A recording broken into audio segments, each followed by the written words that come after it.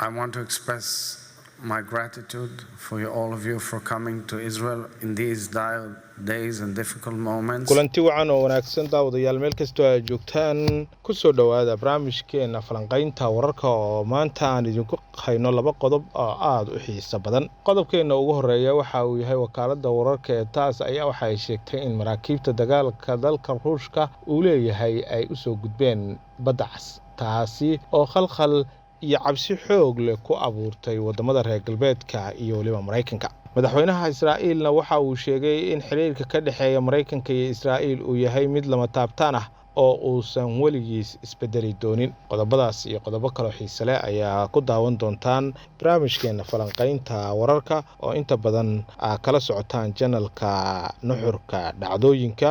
fadlan daawade haddii aad ku cusub tahay channelka subscribe noo saar, barnaamijka noo like garee noona share garee. aan ku bilownay wakaaladda wararka ee taas ayaa sheegtay in maraakiib dagaal oo dalka Ruushka uu leeyahay oo ka yimid dhinaca badda Pacific ay u gudbeen marinbiyoodka Baabul Mandab waxayna galeen dhinaca badda cas.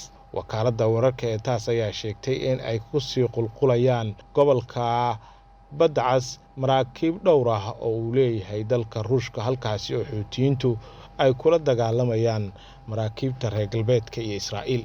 macadda ujeedada maraakiibta ay u imaadeen badda cas, balse wararka qaar ayaa sheegaya in maraakiibtaasi ay u gudbeen dhinaca dekedda Eritrea. dowladda Eritrea ayaa sheegtay in markab dagaal oo leeyahay dalka Ruushku uu soo gaaray xeebaheeda kaas oo doonaya inuu ku xidho dekedaha dalka Eritrea. dowladda Eritrea ayaa waxay saaxiib dhow ay la tahay ama la leedahay dowladda Ruushka, hase ahaatee maadaama qalalaasi xoogan uu ka taagan yahay dhinaca badda cas, dowlado badan ayaa shaki ka muujinaya imaanshaha maraakiibta dagaalka ee imaaday badda cas ee Ruushka uu leeyahay, iyada oo la isku xiriirinayo xiriirka ka dhaxeeya Ruushka, Iiraan iyo Xuutiyiinta oo hadda aad moodid inay isku dhinac yihiin ama isku hal garab ay yihiin. muddo bil ah Xuutiyiinta ayaa weeraro isdaba joog ah ku qaadayay maraakiibta maraysay dhinaca badda cas ee leedahay Israa'iil ama u socda dekedaha Israa'iil, iyadoo uga aargoosanaysa dagaalka gardarrada ah ee Israa'iil ay ku hayso Gaza, taas oo qasabtay in maraakiib badani ay bedelaan jihada safarkooda.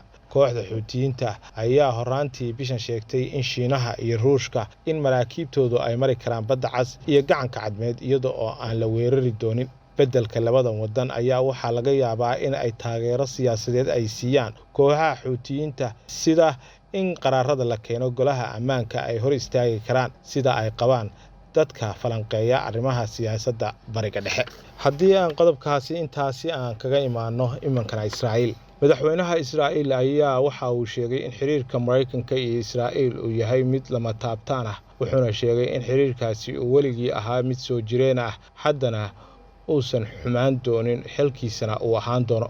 hadalkan ayuu wuxuu u jeediyey koox xubno ka ah Koongareeska Mareykanka, khaasatan xisbiga dimuqraadiga Mareykanka oo booqasho ku tegay Israa'iil. xiriirkan ka dhaxeeya Mareykanka iyo Israa'iil ma aha mid jabi kara, mana aha mid hadda isbedeli kara. isbahaysigeenu waa mid xoogan oo ka xoogan sidii hore, waa mid aan isbedeli karin, waxa uu sidaasi u sheegay wafdigii la joogay.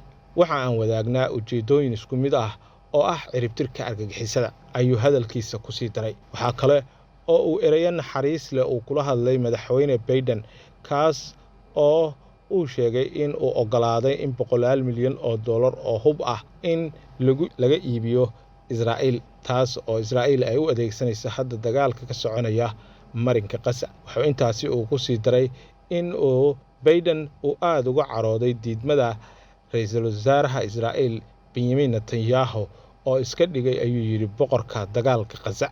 I want to express my gratitude for all of you for coming to Israel in these dire days and difficult moments. It means a lot to the Israeli people, and I'm grateful for that. The United States of America has no greater friend than Israel, and Israel has no greater friends than the United States of America. I said it in my speech in front of the joint session of the House in 19th of July, just a few months ago. The world has turned. qodobkaasi ayaa ugu dambeeyay barnaamijkii falanqaynta wararka oo aad kala socoteen channelka nuxurka dhacdooyinka fadlan daawade haddii aad nagu cusub tahay channelka subscribe noo saar barnaamijka noo like garee noona share garee si uu dad badan u gaaro mahadsanidin